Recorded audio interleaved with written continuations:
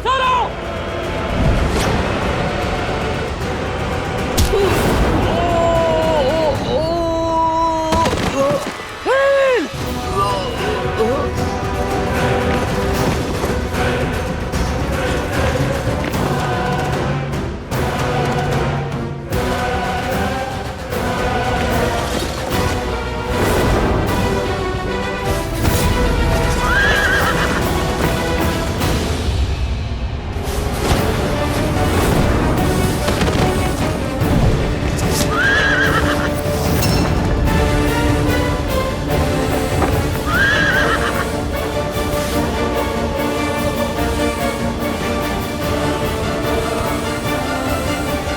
हम अकेले इन्हें नहीं रोक पाएंगे, श्री राम को सूचित करना होगा। आप जाइए भैया लक्ष्मण। नहीं मित्र, मैं अपने मित्र को युद्ध भूमि में इस अवस्था में छोड़कर नहीं जा सकता। मेरी चिंता मत करो मित्र, श्री राम के रुद्र हैं हम, हमारी रक्षा वो स्वयं करेंगे। मैं तुम्हारी भावना समझ रहा हूं नील, परंतु मैं अपने कर्तव्य से विमुख नहीं हो सकता। आओ चलो चलो, उठो।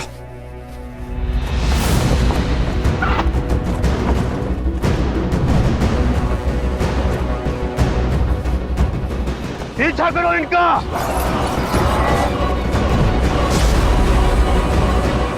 भैया, आपका कथन उचित था। ये एक पाश था, प्रहस्त का आक्रमण हो चुका है।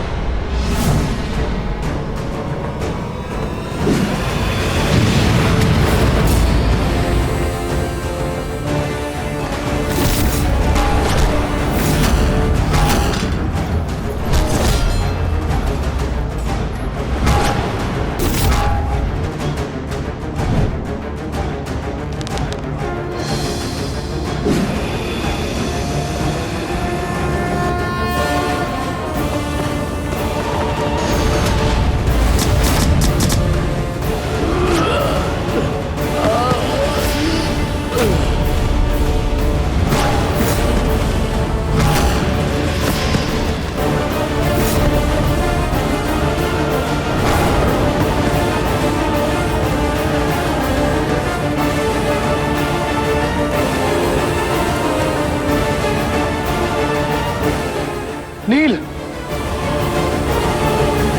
नील,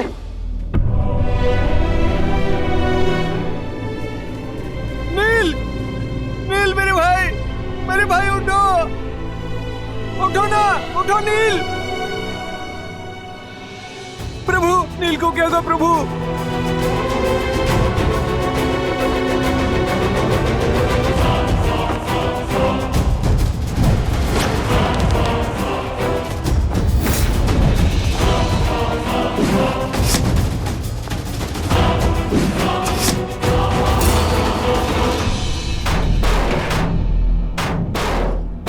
ऐसा कवच मैंने आज तक नहीं देखा।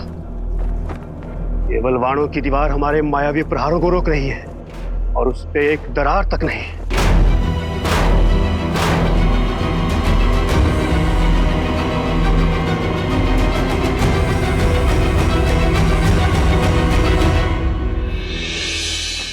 ये जीवित है।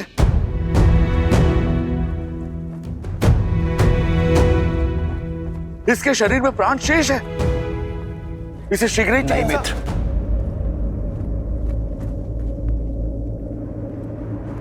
नहीं।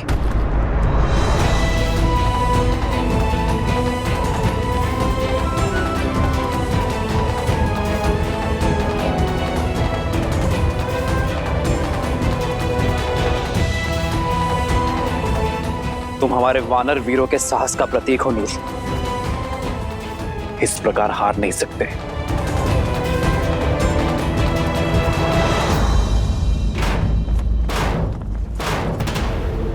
दिखाओ मुझे कि तुम वही महाबली प्रहस्त हो जिसने मेरे साथ कंधे से कंधा मिलाकर शास्त्र युद्ध लड़े। वीरों, संसार में ऐसा कोई कवच नहीं जिसे हम राक्षसों का बल तोड़ ना सके। इस कवच के पीछे हमारा लक्ष्य है। लंकेश के शत्रु हैं,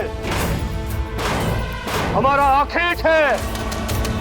लगा दो अपना संपूर्ण बल और तोड़ डालो इसे।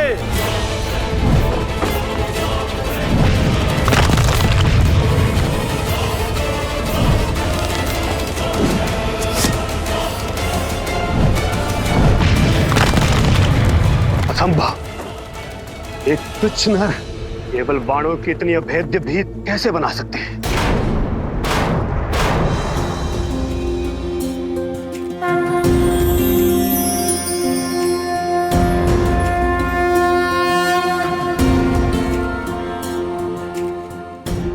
जागो नील, अपने नेत्र खोलो। तुम्हारे राम को तुम्हारी आवश्यकता है। धर्म के साथ खड़े रहने वालों की इच्छा शक्ति के समक्ष शारीरिक घाव भी शक्तिहीन होता है नील। जागो मेरे वानर वीर, जागो।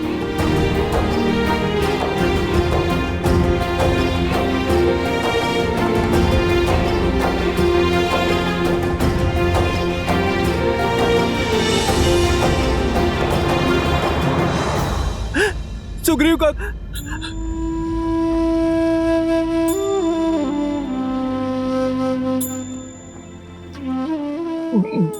प्रभु, कैसे हो नील? जिसके शीश को आपकी गोद मिल जाए, जिसका शरीर आपके चरणों और श्वास आपके शरण में हो, वो तो मानो स्वर्ग में ही होगा ना प्रभु।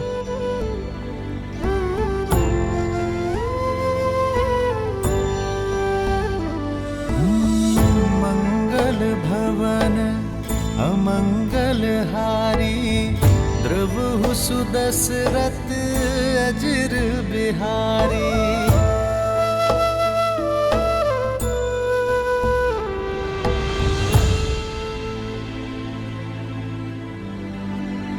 पीड़ा अधिक तो नहीं हो रही ना नील?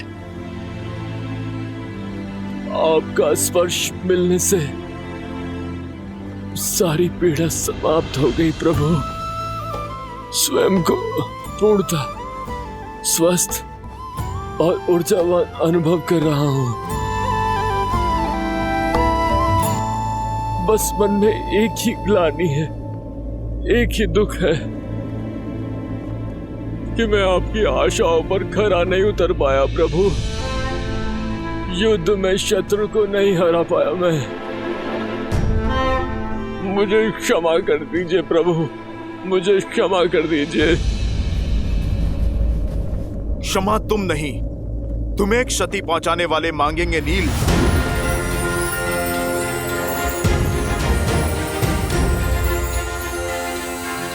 पीछे से वार करने वाले शत्रु का संहार प्रभु श्री राम का ये दूत करेगा। जय महावीर हनुमान। अब युद्ध भूमि में हाहाकार मैया सीता का ये पुत्र मचाएगा।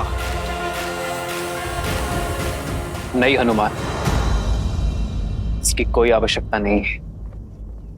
संघर्ष युद्ध भूमि में हो या जीवन में, उसका सामना स्वयं करना पड़ता है।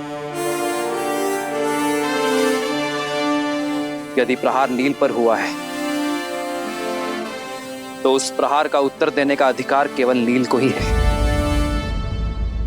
प्रभु, किंतु नील को तो गहरी चोट लगी है। चोट शरीर पर लगी है, साहस पर नहीं, सामर्थ्य पर नहीं। यदि मन ठान ले तो शरीर भी साथ अवश्य देगा।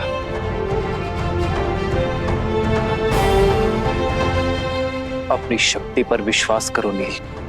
उठो और अपना अधूरा युद्ध पूरा करो। किसी के सहारे की आवश्यकता नहीं है तुम्हें नील, ना मेरी ना हनुमान की। स्वयं अपना लक्ष्य पूर्ण करो। हाँ नील, उठो। प्रभु श्री राम की भक्ति की शक्ति तुम्हें इस भवसागर से अवश्य तार देगी।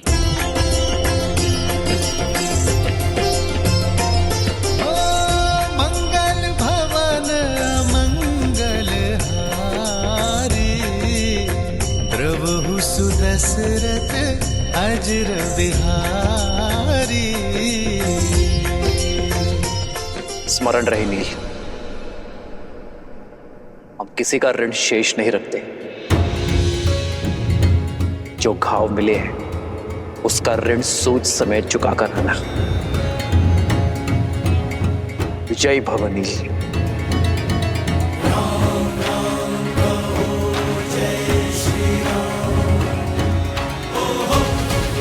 लो नील। राम राम कहु जय श्री राम, दशरथ नंदन राजा राम।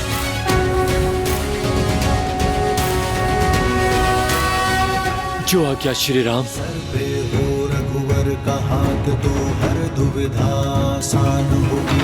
तुम वीर पुरुष तुम पराक्रमी, तुम मर्यादा के हो स्वामी। साथ तुम्हारा जिसके साथ, तुम संकट हर लो आगामी।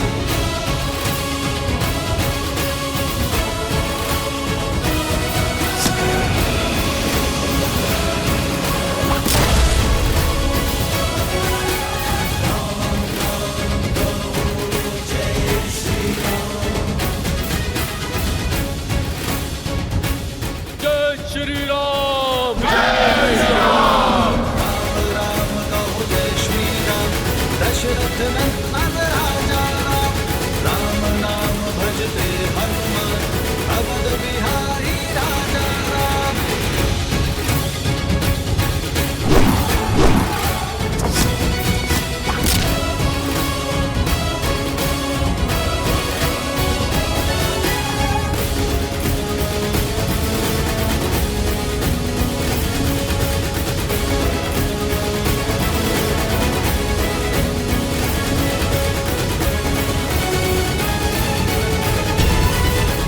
देख क्या रहे हो प्रहस्त? मेरे हाथ में एक गदा नहीं, मेरे राम का आशीष और उनका स्पर्श है।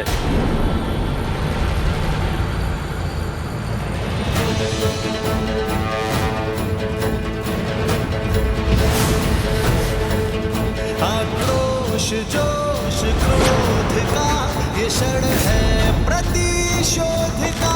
ललकार ओंकार का ये क्षण है अति विरोध का। जय श्री राम।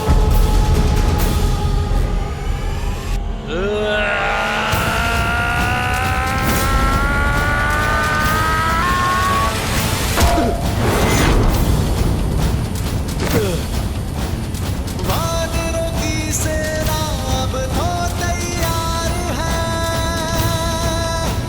श्री राम की करे वो जय जयकार है। धर्म के संग अधर्म के विरुद्ध है। ये युद्ध है, महायुद्ध है।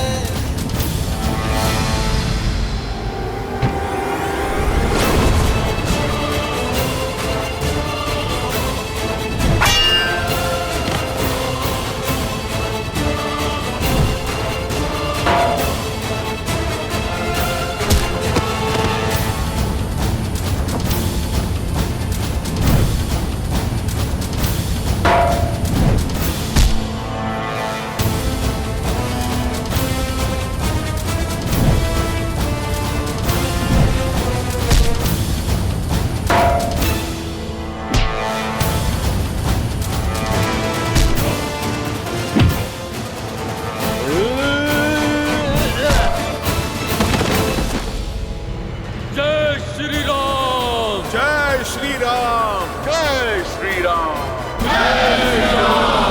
जय श्री राम।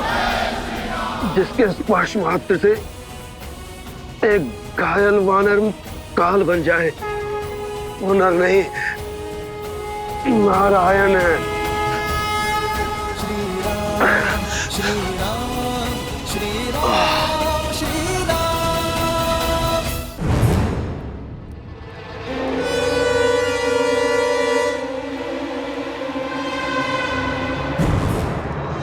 पुत्र महादेव की जय हो।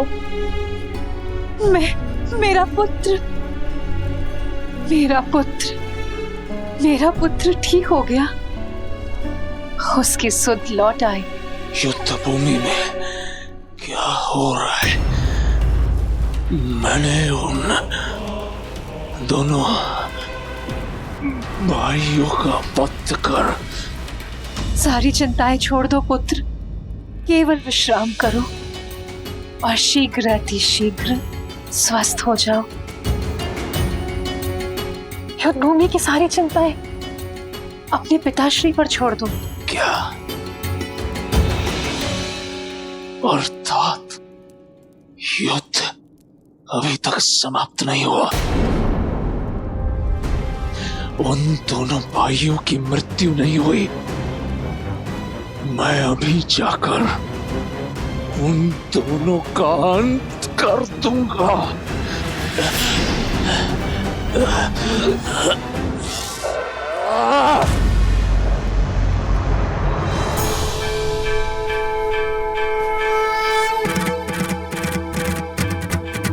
जय जय अविनाशी सब घटवासी व्यापक परमानंदा अभिगत बोधितम चरित पुनीतम मायान्वित पहुंच गया हूं मैं। ये देवी मंदोदरी ठीक कहती है, आप मैं नहीं, नारायण है, साक्षात विष्णु का अवतार है। खेद केवल इतना है कि बहुत देर में समझा। मेरे पाप क्षमा करें। मुझे अगले जन्म में उच्च योनि, अच्छा जीवन और अच्छा कुल देश श्री राम पापों से दूर रखे। पिछले जन्म के कर्मों का फल होता है अगला जन्म। इस जन्म के कर्म तो भोग नहीं होंगे प्रहस्त, किंतु मैं आशा करूंगा कि इस जन्म से मिली सीख अगले जन्म के लिए पुण्य और सदाचार की नींव रखेगी। श्री राम।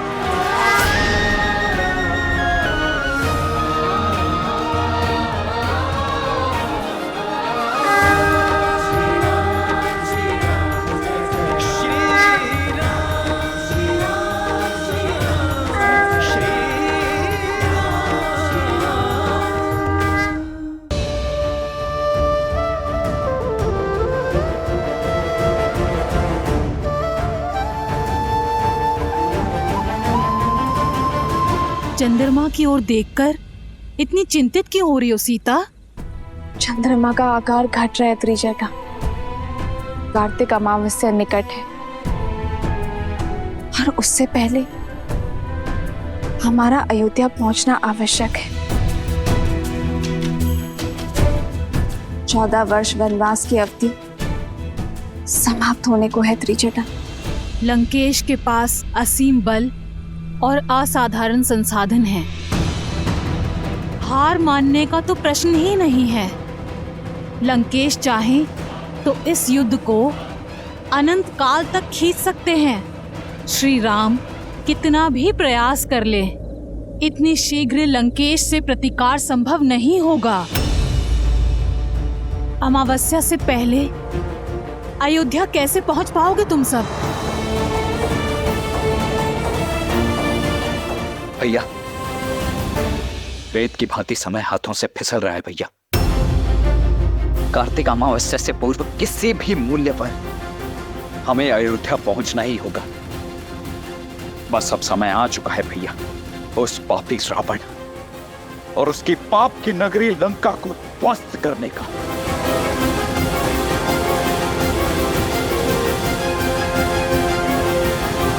में लगे घाव वीर का श्रृंगार होते हैं, उसके पांव की बेड़ी नहीं। युद्ध का आरंभ उन वनवासियों ने किया था, परंतु उसका अंत हम करेंगे। उठो मेघनाथ, अपना वचन पूर्ण करो और अपने शत्रु पर मृत्यु का मेघ बनकर गरजो, बरसो। क्या एक पराई स्त्री की इच्छा अपने पुत्र के रक्त से बड़ी है आपके लिए लंकेश? सुध में मेघनाद को नहीं, आपको आने की आवश्यकता है। प्रतिशोध के मद में परिस्थिति को नकार कर मृत्यु से निकले मेरे पुत्र को पुनः मृत्यु की ओर धकेल रहे हैं आप। पिता हैं आप उसके, कुछ तो दया दिखाइए लंकेश। मौन, मौन। एक वीर को दया की नहीं, दिशा की आवश्यकता होती है। ये जो यहां मूर्छित पड़ा है, ये कोई साधारण राक्षस नहीं, मेरा पुत्र इंद्रजीत है। घोर तप से अर्जित मेरा वरदान है। इतनी जल्दी इसका शौर्य क्षीण नहीं हो सकता। लंका का युवराज है ये, इसे अपना कर्तव्य पूरा करने दो। लंका के शत्रु वहां हमारी प्रतीक्षा कर रहे हैं, उन्हें उत्तर देगा मेरा मेघनाद। उठो मेघनाद, बहुत हुआ विश्राम, अब करो संग्राम, करो संघार, प्रयास से, प्राण से, वयम रक्षामा, वयम रक्षामा। यदि ऐसा ही है तो मेरे पुत्र तक पहुंचने के लिए अपने संग्राम की पहली भेंट मुझे चढ़ाइए आप लंकेश, क्योंकि ये मां ना आपकी हट पूरी होने देगी और ना ही अपने पुत्र को कहीं जाने देगी, क्योंकि जो मेरे सामने है वो लंका का युवराज नहीं, मेरा पुत्र है, जिसे मैंने अपनी कोख में पाला है, अपने रक्त से पाला है लंकेश। और इस रक्त को अब मैं बहने नहीं दूंगी। इसे जीवन दिया है मैंने, और मेरे होते हुए इसका जीवन जाने नहीं दूंगी मैं। यदि अब युद्ध में मेघनाद गया तो मेरे शव से होकर जाएगा।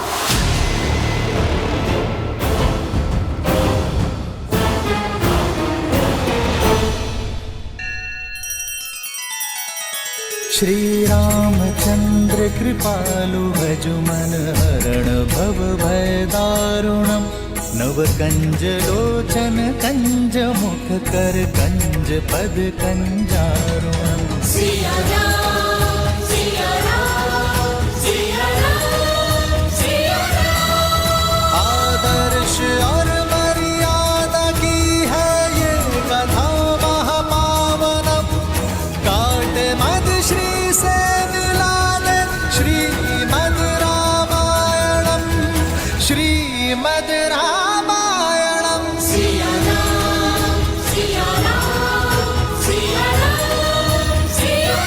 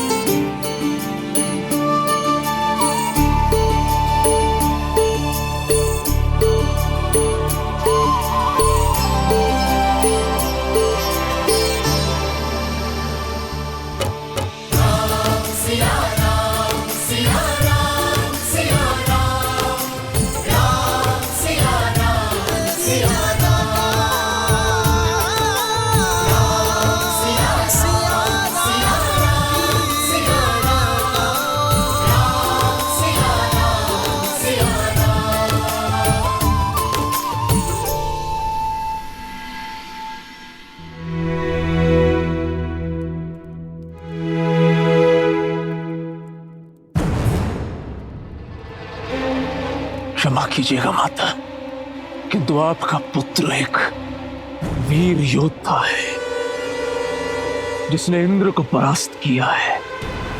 मैं तुच्छ वनवासी से पराजय स्वीकार नहीं कर सकता। वो वनवासी नहीं, नारायण है मेघनाथ। मेरे नारायण केवल मेरे पिता है और मेरा लक्ष्य उनके सम्मान की रक्षा करना। मेघनाथ, तुम घायल हो पुत्र। और मेरे गांवों की औषधि उस वनवासी का रक्त है। मेघनाथ, मैं उसी से ठीक होऊंगा। वाह, वो वनवासी बिना किसी वैद, बिना किसी औषधि के रण में खड़ा है। यही आशा थी मुझे तुमसे कि तुम ये साहस दिखाओगे। अब समय आ गया है पिताश्री कि मैं आपकी वो आशा पूर्ण करूं। इस युद्ध पे सदा सदा के लिए विराम लगा दूं। आप केवल आज्ञा दीजिए। आज्ञा है मेघनाद, परंतु पहले ब्रह्मदेव के वरदान अनुसार वट वृक्ष की पूजा करो। उसके उपरांत माता निकुंबला देवी की गुफा में जाओ और अनुष्ठान करो। वो रथ पुनः पाओ जिसमें बैठकर तुम अजयी हो, अमर हो। और फिर जाओ उस वनवासी और उन मरकटों को उनकी उद्दंडता का दंड दो। स्मरण रहे पुत्र, हम राक्षस हैं। हमें हर वरदान घोर तप के पश्चात मिलता है। वहीं रुक जाओ मंदोदरी। ये बात एक पिता और पुत्र, एक राजा और युवराज के समक्ष है। इसमें हस्तक्षेप मत करो। अन्याय के विरुद्ध छिड़े इस युद्ध में राम की ढाल बने हैं आप। जब जब मेरे पग डगमगाए तब तब मेरा संबल बने हैं आप।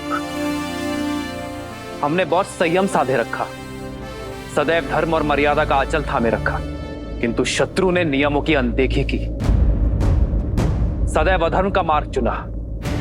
मेरे वानर वीरों, अब तक आप सब इस राम की ढाल रहे हैं, किंतु अब समय आ गया है कि मेरी ढाल मेरे शस्त्र बन जाए, मेरे संबल शत्रु का आधार हिला दे। असुरों ने हर असुरी शक्ति का प्रयोग किया, किंतु अब समय है मानव और वानर की एकता के शक्ति प्रदर्शन का। लंका की ये भिट्टियां हमें चुनौती दे रही हैं वानर वीरों। अब समय आ गया है लंका के अभिमान को भंग करने का, स्वर्ण लंका के मान को भस्म कर देने का, अभेद्य लंका को भेदने का। जिन्होंने इस संसार के हर घर को असुरक्षित कर छोड़ा है, उन मायावियों को उनके ही नगर, उनके ही घर में घुसकर समाप्त करने का।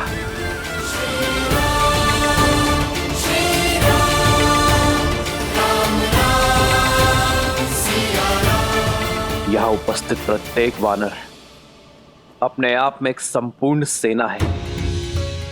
आवश्यकता है तो केवल अपने सामर्थ्य को समझने की, अपनी संपूर्ण शक्ति का प्रयोग कर अपने लक्ष्य को पाने की। आज मेरी ये वानर सेना एक दूसरे का हाथ थाम ऐसा प्रहार करेगी कि इनकी थाप से लंका की धरा कांप उठेगी, क्योंकि वार लंका की महल के दीवार के उस पार होगा।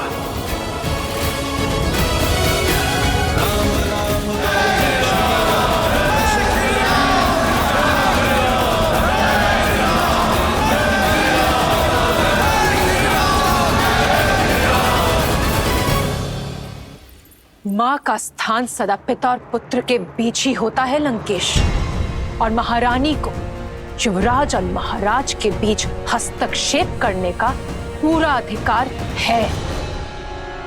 आप मेरी बात क्यों नहीं समझ रहे हैं लंकेश?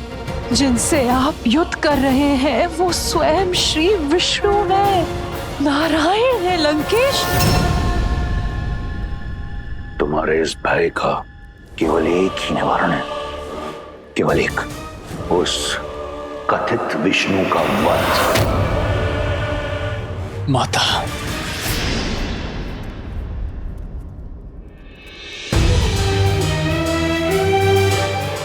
मैं आपके पुत्र प्रेम का बहुत सम्मान करता हूं। आपका ये भय, ये चिंता आपके पति और पुत्र को दुर्बल बना रही है माता।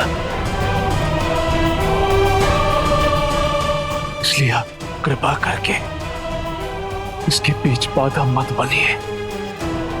मैं अभी इसी क्षण निकुंतला गुफा जाकर अपनी पूजा संपन्न करूंगा और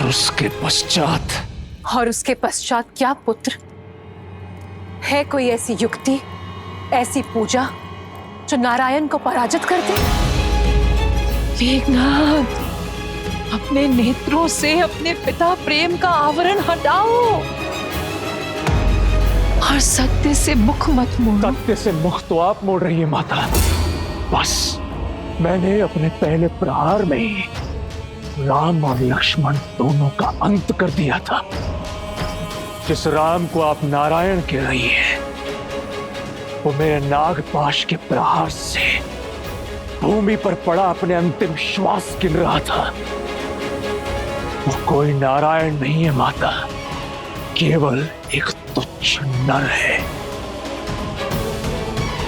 पिछली बार तो वो बच गया,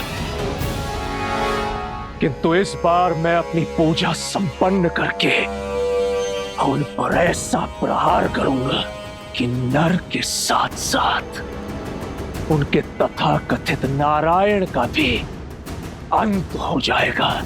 मेघनाथ, तुम कहीं नहीं जाओगे मेघनाथ। माता, आप समझ क्यों नहीं रही हैं? लंका का युवराज होने के नाते मेरा कर्तव्य है लंका का संरक्षण। अपनी दृढ़ता से मुझे बल दीजिए माता, अपनी ममता से मुझे दुर्बल मत कीजिए। मुझे मेरा कर्तव्य निभाने दीजिए।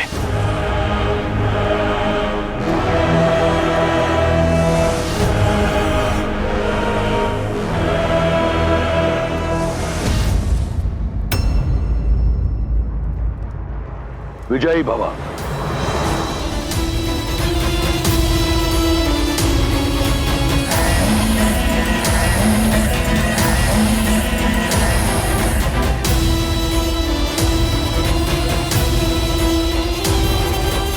मेघनाथ, मेघनाथ मेरी बात सुनो। मेघनाथ, मेरी बात समझो।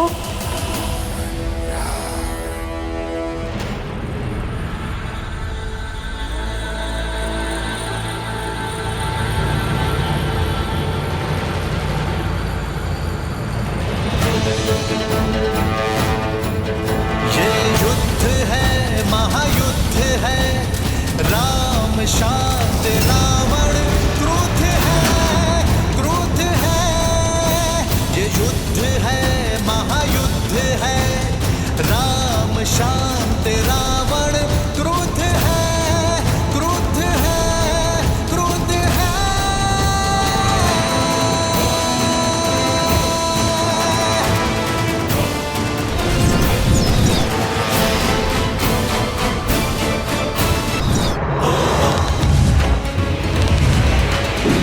पढ़ते श्री राम के राम नाम का गुंजगान तो मन में शक्ति भर जाती।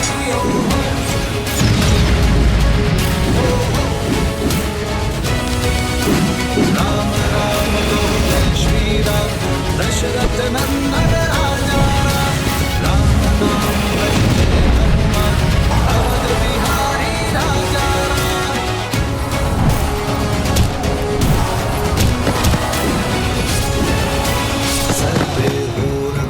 का हाथ तो हर दुविधा आसान होगी।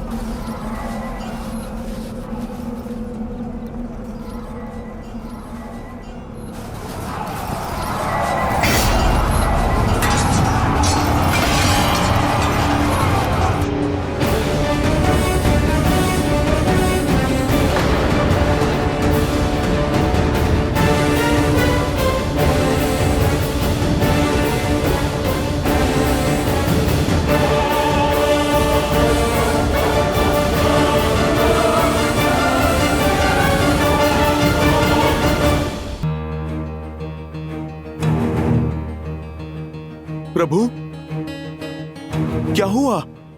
आप आकस्मिक क्यों रुक गए?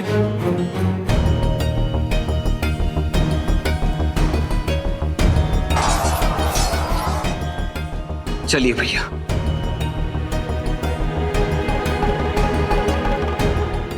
मैं लंका के भीतर पग नहीं रख सकता हनुमान।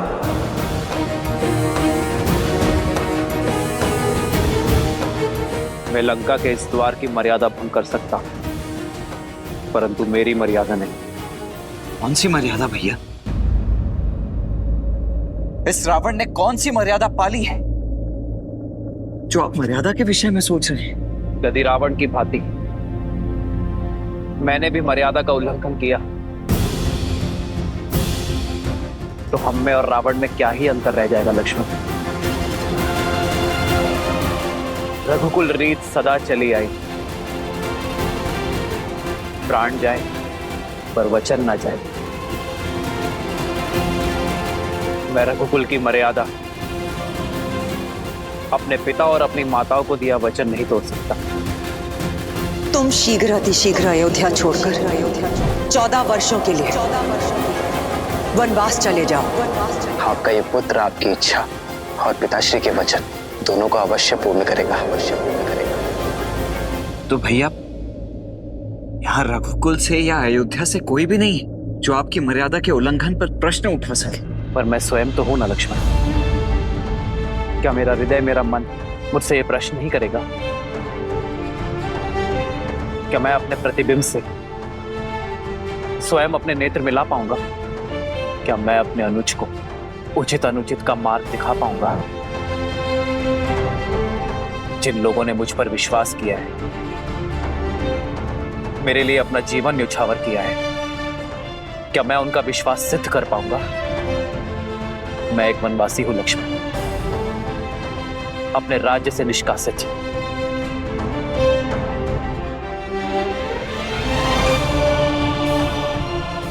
और एक वनवासी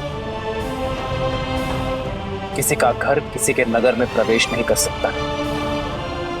यह युद्ध मर्यादा से लड़ा जा रहा है लक्ष्मण,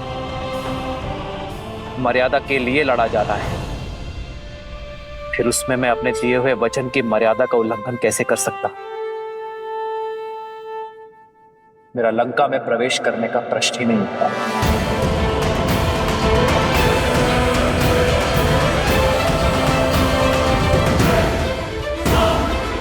परिस्थिति के साथ अपने शब्दों को बदलना, प्रण को भंग करना,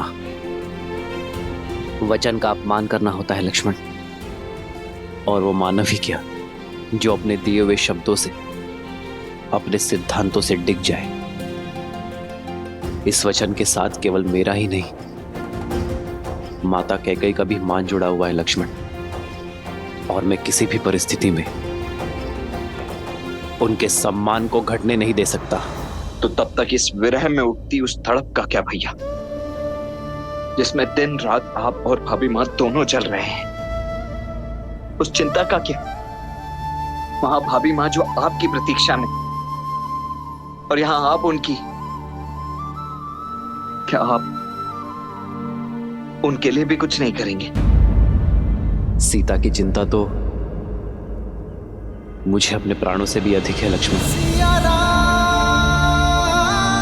और मुझे अपनी सीता पर पूरा विश्वास है कि वो उस राम की प्रतीक्षा कर रही है जो विवाह में दिए उसकी मान और सुरक्षा की रक्षा का वचन निभाने आया है। सीता अवश्य आएगी लक्ष्मण।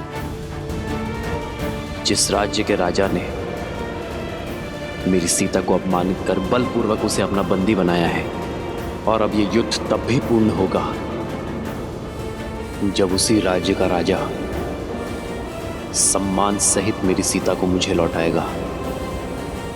तब तक मैं यहां हर क्षण उसकी प्रतीक्षा करता रहूंगा।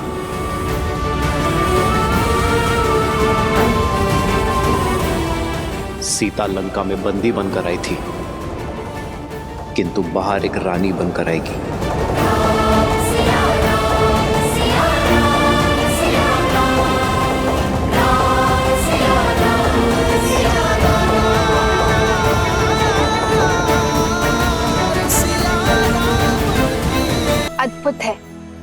श्री राम का वचन पालन, उनकी मर्यादा और न्याय के प्रति उनकी सोच। किंतु महादेव, यदि श्री राम लंका के भीतर नहीं जाएंगे तो सीता को मुक्त कराकर कैसे ला पाएंगे? अमावस्या के पूर्व अयोध्या कैसे लौट पाएंगे? और भरत के प्राण कैसे बचा पाएंगे? इतने कठिन समय पर भी वो अपने वचन पर अडिग क्यों हैं? मर्यादा का आंचल थामे क्यों खड़े हैं श्री राम? जो स्वयं ही मर्यादा भंग करे वो भला कैसा मर्यादा पुरुषोत्तम देवी? एक नर का मर्यादा और धर्म के प्रति समर्पण का भाव और उन्हें किसी भी मूल्य पर पूरा करने की हट उसे नारायण बनाते हैं। और श्री राम का यह समर्पण भाव और हट ही है जो उन्हें मर्यादा पुरुषोत्तम श्री राम बनाती। वैसे भी देव, जिसने इस संसार में धर्म और मर्यादा की स्थापना हेतु ही अवतार लिया, वो भला मर्यादा का उल्लंघन कैसे कर सकते? यदि मर्यादा का आंचल थामे रहेंगे तो अमावस्या तक सीता को लेकर अयोध्या कैसे पहुंच पाएंगे? देवी, मैंने आपसे पहले ही कहा था कि ना तो ये युद्ध सरल होगा और ना ही इसके द्वारा प्रस्तुत की गई चुनौतियां। परिस्थितियां अत्यंत विषम हैं और इन विषम परिस्थितियों से हमारे समक्ष कई प्रश्न उठ खड़े हुए। कैसे करेंगे श्री राम संसार में धर्म और मर्यादा की स्थापना? कैसे करेंगे श्री राम देवी सीता की रक्षा? कैसे समय रहते पहुंचेंगे श्री राम अयोध्या अपने भ्राता भरत के प्राण बचाने के लिए? परंतु इन सभी प्रश्नों के उत्तर मैं नहीं दूंगा। इन सभी प्रश्नों के उत्तर देंगे श्री हरि विष्णु के मनुष्य अवतार मर्यादा पुरुषोत्तम श्री राम।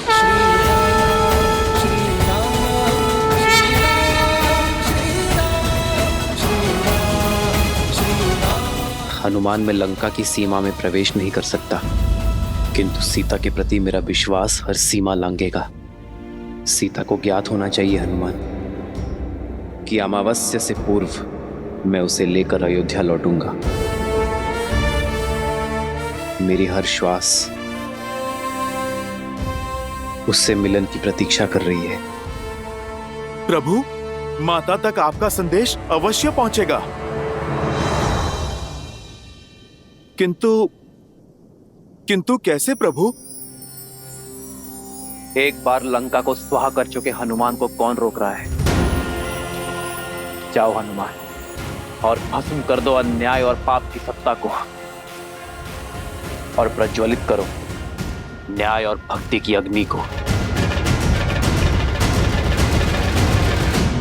मूलतो ब्रह्म रूपाय मध्यतो शक्ति रूपिणे अग्रतो शिव रूपाय वृक्षराजाय ते नमः। मूलतो ब्रह्म रूपाय मध्यतो शक्ति रूपिणे अग्रतो शिव रूपाय वृक्षराजाय ते नमः। जय महावीर हनुमान। भागो भागो। अरे तो वही है। फिर आ गया हाहाकार मचाने। भागो, प्राण बचाओ, हनुमान आ गया है, भागो। अरे डरो मत, वानर हूं, राक्षस नहीं। तुम लोगों ने पहले भी तो बांधा था मुझे। आओ आओ, मुझे फिर से बांध लो। मेरी पूंछ में अग्नि नहीं लगाओगे? अरे आओ।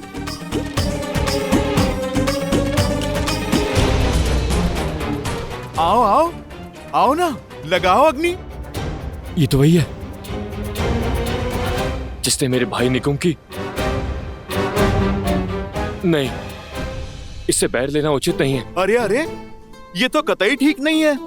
मैं पिछली बार आया था तब तो तुम लोगों ने मेरा बड़ा ही राजसी स्वागत किया था। कुछ नहीं करोगे?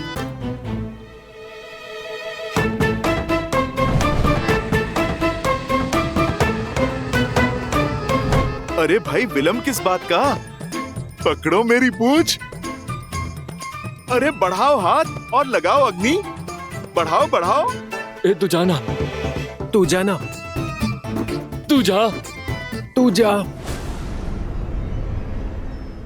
अरे भाई ये तो बुरी बात है ना।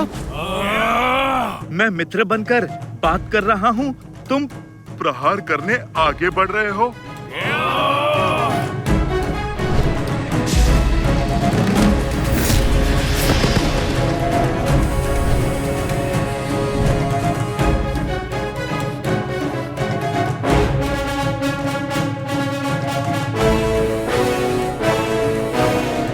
आ गए मेरे शिष्यों? जी हनुमान काका।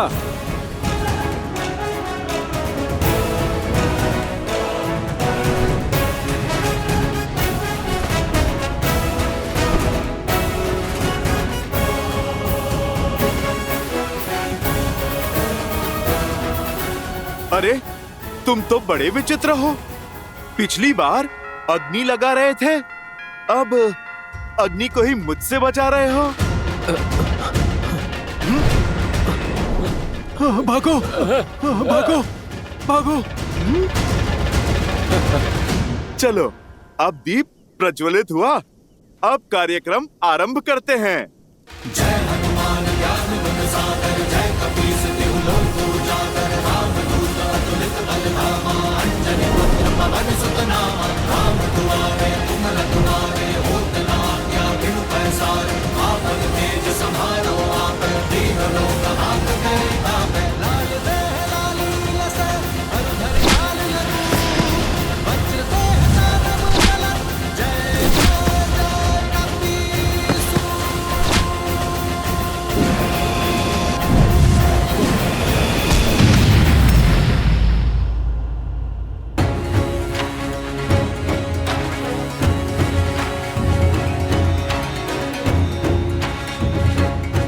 मैं लंका में प्रवेश नहीं कर सकता,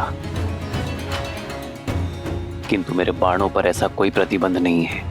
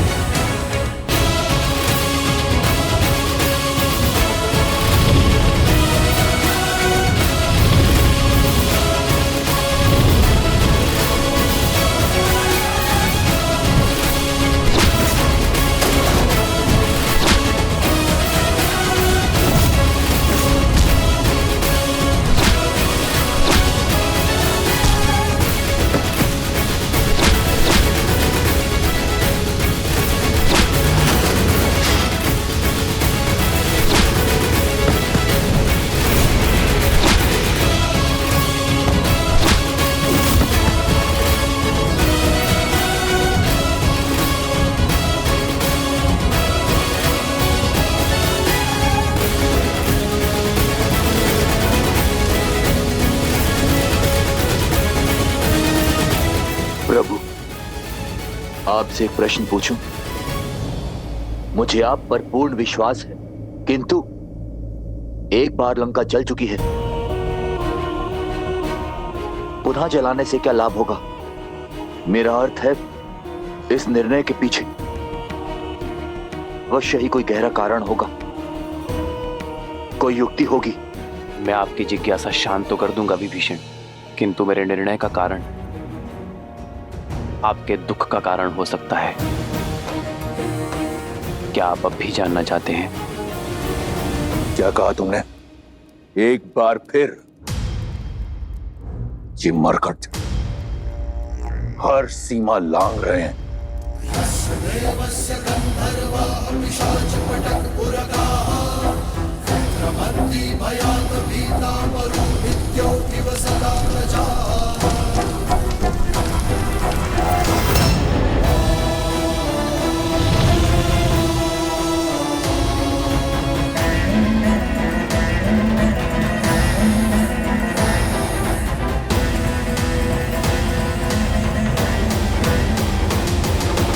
ये अग्नि लंका दहन के लिए नहीं है, रावण के मन में और अधीरता भड़काने के लिए है। जब व्यक्ति अधीर हो जाता है तो उसके विवेक पर विकार हावी हो जाता है, उसके सोचने की शक्ति क्षीण हो जाती है। और मैं चाहता हूं रावण इस युद्ध की सबसे बड़ी भूल करे, शीघ्र अतिशीघ्र करे। कैसी भूल प्रभु? मैं कुछ समझा नहीं। कुंभकर्ण, आप ही ने सूचना दी थी ना? रावण के पास ब्रह्मास्त्र से भी बड़ा अस्त्र है। कुंभकर्ण, जो अभी निद्रा में है, यदि वो 2 दिन तक और सोता रहा, अपनी निद्रा पूर्ण कर ली, तो उसे मिले वरदान के अनुसार वो अगले 6 माह तक अजय और अमर होगा। उसे युद्ध में पराजय करना असंभव होगा विभीषण। हमारे पास इतना समय नहीं है विभीषण। रावण को इस बात का ज्ञात है, इसीलिए वो 2 दिन बीतने की प्रतीक्षा कर रहा है, हमें व्यस्त करने का प्रयास कर रहा है। किंतु मैं ये होने नहीं दूंगा। मेरी ये युक्ति रावण के धैर्य का बांध तोड़ उसे अधीर बनाकर कुंभकर्ण को जगाने के लिए विवश कर देगी। विभीषण, मैं जानता हूं आपके भाई के लिए आपका हृदय विचलित है, किंतु यह संहार आवश्यक है धर्म की स्थापना के लिए। लंका के द्वार से राम, लक्ष्मण और उनकी सेना आक्रमण कर रही है। लंका के भीतर ये वानर उत्पात मचा रहे हैं। हमारी सेना दोहरे आक्रमण के लिए सज्ज नहीं। समस्या विकराल है महाराज। शीघ्र, अतिशीघ्र समाधान खोजना होगा। समाधान एक ही है महाराज, युवराज इंद्रजीत। और वो देवी निकुंभला के अनुष्ठान में लगा है। उसका अनुष्ठान कहां तक पहुंचा? अभी वो वट वृक्ष की पूजा संपन्न कर रहे हैं। उसके पश्चात ही युवराज निकुंभला देवी की पूजा आरंभ करेंगे महाराज। ब्रह्मदेव, इस वट वृक्ष की पूजा संपन्न हुई। अब आपके दिए वरदान के अनुसार मैं देवी निकुंभिला का आवाहन करने हेतु सज्ज हूं। अपने आशीर्वाद के फलीभूत होने का आशीर्वाद दीजिए ब्रह्मदेव, क्योंकि निकुंभिला देवी की पूजा संपन्न होने के पश्चात इस समस्त संसार में मुझे कोई पराजित नहीं कर पाएगा। अजय हो जाऊंगा मैं सदा सदा के लिए। अग्रतो शिवरूपाय वृक्षराजाय ते नमः। मूलतो ब्रह्मरूपाय मध्यतो शक्तिरूपिणे। अग्रतः शिवरूपाय वृक्षराजाय ते नमः।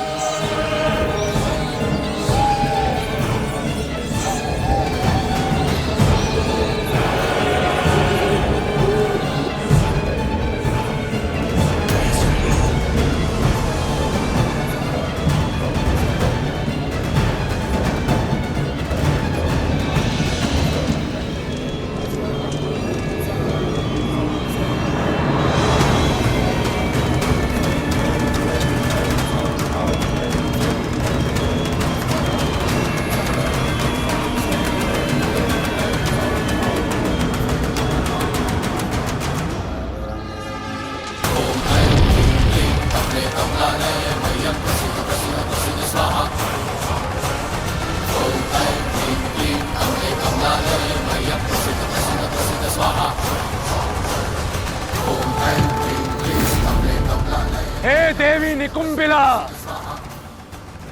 मैं दशानन रावण पुत्र इंद्रजीत आपका आवाहन करता हूं।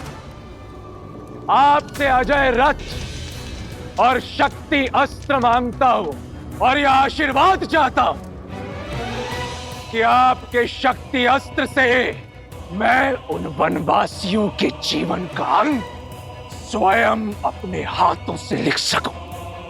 समस्त लंका की आस और मेरे पिता का विश्वास केवल मुझ पर टिका हुआ है और मेरी आस और मेरा विश्वास आपके आशीर्वाद पर, मेरे अजय होने के वरदान पर। इसलिए अब जब तक मेरी मनोकामना पूर्ण नहीं हो जाती, मुझे वो अजय रथ और शक्ति अस्त्र प्राप्त नहीं हो जाता, मैं अपना रक्त आपको समर्पित करता रहूंगा। जब तक मेरे शरीर में बहते रक्त की अंतिम बूंद समाप्त नहीं हो जाती, मैं आपकी पूजा आराधना करता रहूंगा। ओम निकुंभलाय नमः, ओम निकुंभलाय नमः, ओम ह्रीम झूम सा, ओम भूर्भुवः स्वाहा। लंका के पास समय नहीं है महाराज। वानरों का तांडव आपने देखा है। शीघ्र ही कुछ नहीं किया तो हम सब कुछ हार जाएंगे महाराज। रावण के रहते ऐसा नहीं होगा। इन उद्दंडियों को दंड अब मैं स्वयं दूंगा। नहीं महाराज, पिताश्री कुंभकर्ण, युवराज इंद्रजीत और मेरे होते हुए आपको रणभूमि में जाने की कोई आवश्यकता नहीं। तुम्हारे पिता की निद्रा टूटने में कितना समय शेष है? 2 दिन महाराज। यदि कुंभकर्ण को समय से पहले उठाया, ना तो वो अजय रहेंगे और ना ही अमर। युवराज को बुलाने के अतिरिक्त और कोई विकल्प नहीं महाराज। हाँ महाराज, हमें युवराज इंद्रजीत को वापस बुला लेना चाहिए। अब वो ही हैं जो इन नर और वानरों की सेना से इस लंका को बचा सकते हैं।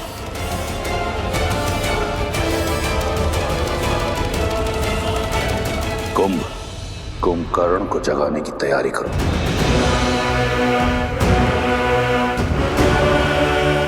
एक बार सोच लीजिए महाराज, यदि पिताश्री को अभी उठाया तो अगले 6 माह तक अपना अमृतत्व खो देंगे। तुम्हें क्या लगता है इस बात का मुझे ज्ञान नहीं? रावण से अधिक कुंभकर्ण की शक्तियों के बारे में कोई नहीं जानता। चाहे उसकी निद्रा पूर्ण हो या ना हो, मेरे कुंभकर्ण में इतना बल है कि वो उन मरकटों पर काल बनकर बरसेगा। तुम लंकेश के आदेश का पालन करो और उठाओ मेरे कुंभकर्ण को। मैं राम और इस युद्ध का अंत देखना चाहता हूं, शीघ्रातिशीघ्र।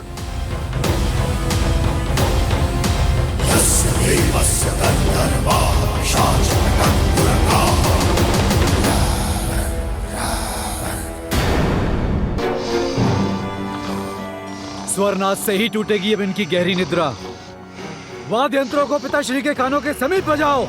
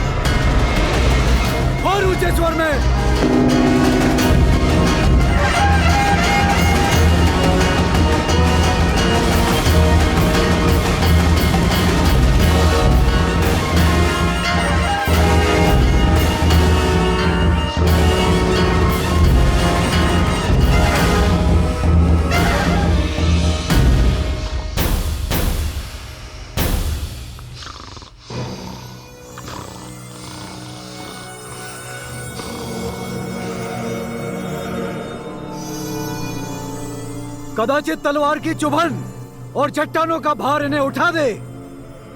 प्रारंभ करो।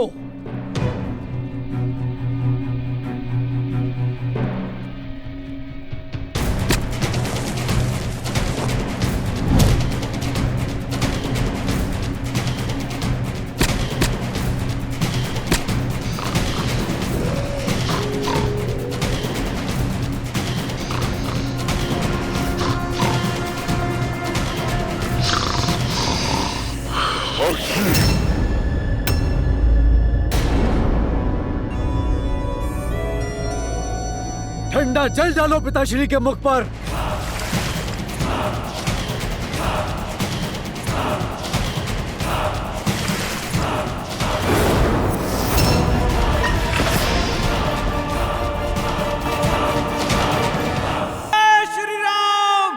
जय श्री राम।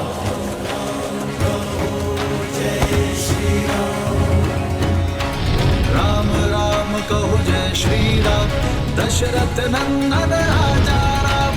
राम नाम भजते हनुमान, अवध बिहारी राजा राम। हनुमान काका, अब अगला लक्ष्य क्या है? वहां विस्फोटक सामग्री है जिसका उपयोग निश्चित रूप से हमारे विरुद्ध ही किया जाएगा। चलो रावण को उसके ही सजाए व्यंजन का स्वाद चखाते हैं। लंका में हमने प्रवेश किया है, प्रकाश उत्सव तो बनता है।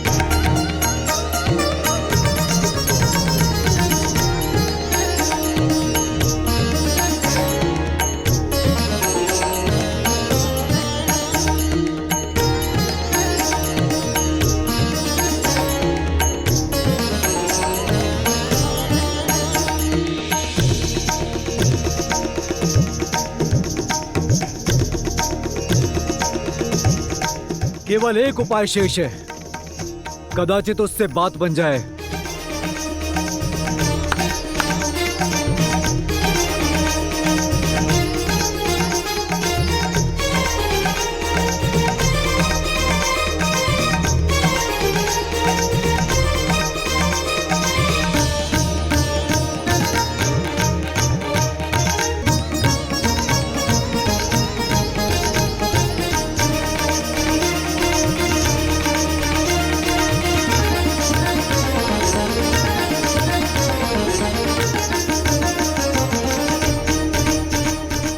उन पर भोजन की सुगंध का प्रभाव हो रहा है।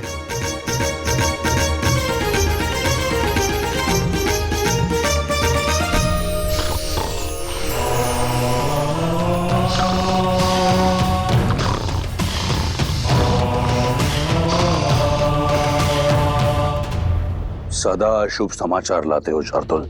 क्षमा महाराज, परंतु मैं तो सदैव आपके ही आदेश का पालन करता हूँ महाराज। सब करके देख लिया, गीत संगीत, धुन तान, भोजन की मीठी सुगंध, किंतु आपके भाई की निद्रा है कि टूट ही नहीं रही।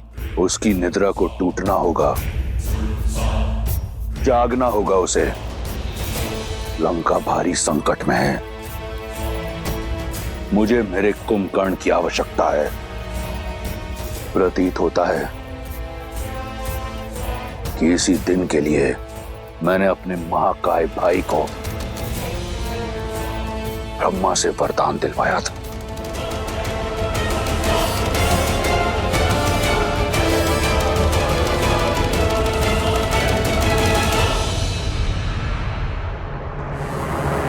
तुम वीर पुरुष, तुम पराक्रमी, तुम मर्यादा के हो स्वामी। नील, संकट हर लो आगामी, मन में है विश्वास तो आकाश में परचम लहरेगा। जब होगी जीत तो हर दिशा में राम नाम गूंजेगा। होगा सीता राम का मिलन, वो पर्वत पिघलेंगे। राम की सेना जीतेगी और ध्वजे हवा में लहरेंगे। जय श्री राम। जय श्री राम। जय श्री राम।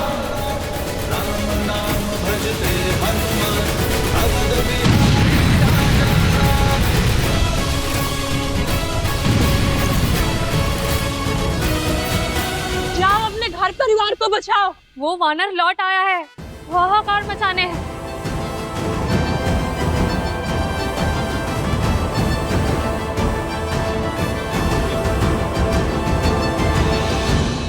बीच युद्ध में पुनः लंका दहन, जाने क्यों? मेरे श्री राम युद्ध केवल रणभूमि में ही नहीं, मन भूमि में भी करना जानते हैं त्रिजटा। लंका दहन का निर्णय रावण के धैर्य को तोड़ने की नीति से लिया गया है। ऐसा समझो लंकेश के अंत का आरंभ हो चुका है त्रिजटा।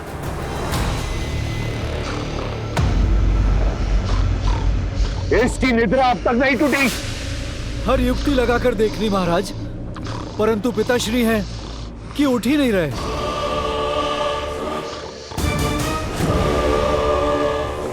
गज सेना को बुलाओ और चढ़ाओ इसकी देह पर।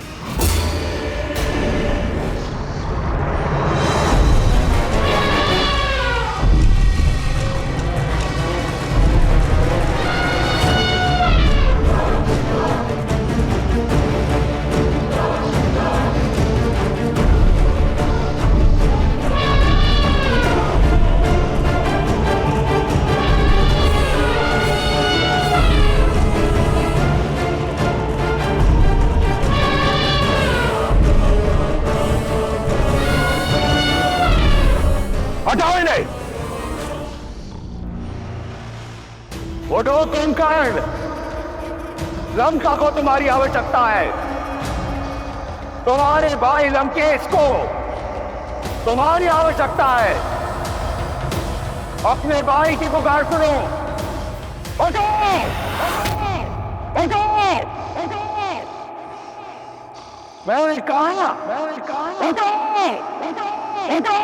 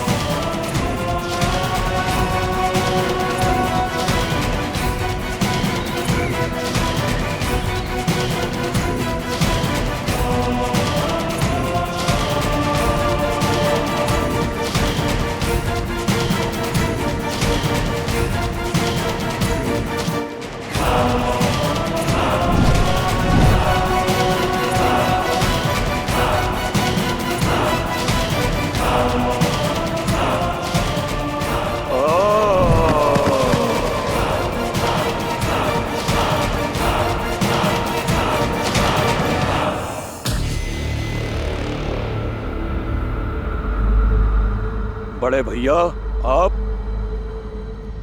प्रणाम।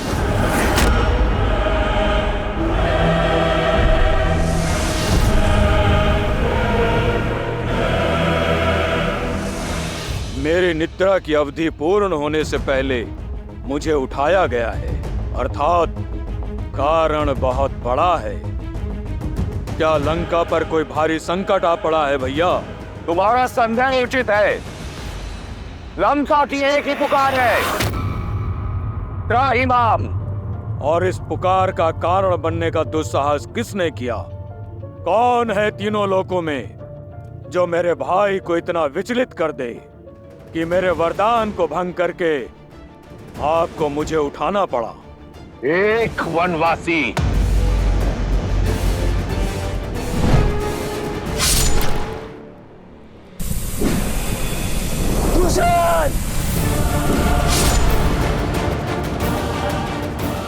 मुझे प्रतिकार, उस राम का सर्वनाश चाहिए मुझे भैया।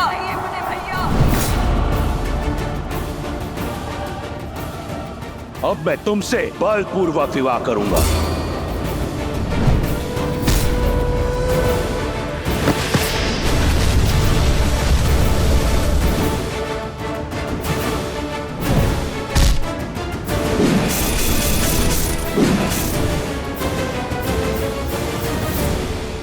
लंका एक बार फिर चल रही है। लंका और उसकी सेना भारी संकट में ग्रस्त है।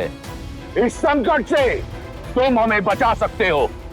मैं चाहता हूं कि तुम युद्ध भूमि में उस वनवासी और उसकी मरकटों की सेना पर काल बम कर बरसो।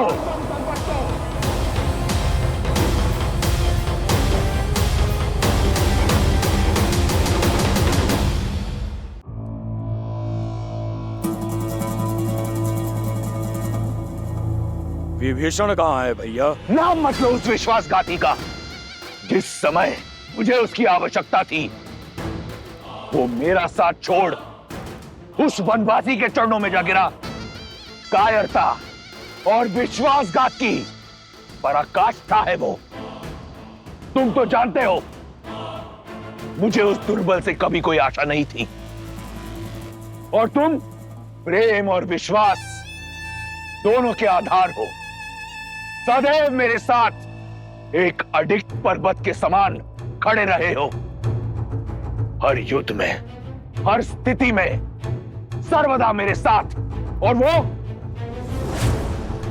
विभीषण उस वनवासी के गुण गाता है। जानते हो उसने क्या किया? लंका का हर भेद उस वनवासी के समक्ष खोल रहा है। लंका का भेदी है वो कायर। मैं आपकी बात को झूठ नहीं मान सकता भैया, किंतु ये सत्य भी नहीं नकार सकता कि विभीषण कायर तो नहीं, साहसी है। क्योंकि साहस धर्म का साथ देने में है। वो अपने धर्म के चलते ही इस पाले से उस ओर गए हैं, और मेरी दृष्टि में भी धर्म श्री राम के साथ है। सावधान कुंभकर्ण, अमर नहीं हो तुम। यदि मेरे शत्रु को श्री कहकर पुकारा तो मैं यही स्वयं तुम्हारे प्राण हर लूंगा। मैं यहां आया था यह सोचकर कि अगर एक भाई विश्वासघाती निकला तो क्या हुआ? मेरा कुंभकर्ण भी है मेरा साथ देने के लिए। परंतु देखो, तुम भी अपने भाई का साथ छोड़ उस राम के रंग में रंग गए। भैया, मैं तो सदा आपके साथ ही था और हूं, पर सत्य से मुंह नहीं छिपा सकता। क्या पर्याप्त लहू नहीं बह गया? शूर्पनखा का मान भंग हुआ, उसके पुत्र का वध हुआ। मेरे भाई खरदूषण, मारीच मामा, मेरे भतीजे अक्षय कुमार, वीर प्रहस्त, अनेकों शक्तिशाली राक्षस वीर काल की भेंट चढ़ गए। निर्दोष राक्षस सैनिकों से लेकर अबोध वानरों तक सबका संहार हुआ है। और अब तक आपके विचारों पर वासना का आवरण पड़ा है। किसी और की पत्नी को हथियाने का हट आप पर सवार है। सर्वनाशे संयुक्त पन्ने अर्ध त्याजति सह पंडिता। जब सर्वनाश सर पर खड़ा होता है, आधा बचा लेने वाला भी बुद्धिमान होता है। तो आप जैसा विद्वान सत्य नहीं देख पा रहा है? क्यों राक्षस कुल के पतन का आधार रच रहे हैं आप? पतन कर रहा हूं राक्षस संस्कृति का। तनिक स्मरण करो कुंभकर्ण, अगर 10 लोकों में राक्षसों की ख्याति है तो मेरे कारण यदि पाताल से लेकर स्वर्ग तक राक्षसों को सम्मान मिलता है, मेरे कारण क्या था मेरे पास? एक टूटी हुई कुटिया, वहां से निकलकर सोने की लंका पाई मैंने अपने प्रयास से, प्राण से। और क्या चाहते हो तुम? सहस्त्रों वर्षों में संजोया अपना सम्मान माटी में मिला दूं? अपने आत्मविश्वास का समर्पण कर दूं? नहीं। शक्ति का मद आपके ज्ञान को लील गया है भैया। सीता के अपराधी हैं हम, और राक्षसों का हित उन्हें लौटाने में ही है। मुझे तुम्हारे उपदेश की आवश्यकता नहीं है कुंभकर्ण। कर बैठा मैं ये कांड जिसे मैंने शौर्य समझा, तुमने अपराध समझा तो हुआ अपराध। जिसे मैंने प्रतिशोध समझा, तुमने अधर्म समझा तो हुआ अधर्म। मैंने जो किया सो किया। अब तुम ये बताओ कि तुम क्या करोगे? यहां बैठकर मुझसे वाद विवाद करोगे, या एक भाई की भांति मेरे साथ युद्ध भूमि में उतरकर उस वनवासी और उसके मरकटों की सेना को अपनी वीरता का संदेश दोगे? बोलो। जो साथ ना खड़ा हो उसे विरुद्ध माना जाता है। दुर्भाग्य है मेरा कि तुम भी विभीषण की भांति राक्षस कुल पर कलंक निकले। अपना भोजन पूर्ण करके अपनी निद्रा पूर्ण करो कायर। मुझे तुम्हारी या किसी और की कोई आवश्यकता नहीं। ये कांड मैंने किया है तो संहार भी मैं स्वयं करूंगा। नहीं है तुम्हारी आवश्यकता। रुक जाओ भैया, मैं अपना धर्म निभाऊंगा। ना मैं नारायण को जानता हूं, ना किसी नीति को समझता हूं। आप ही मेरे ईश्वर हैं और आप ही धर्म।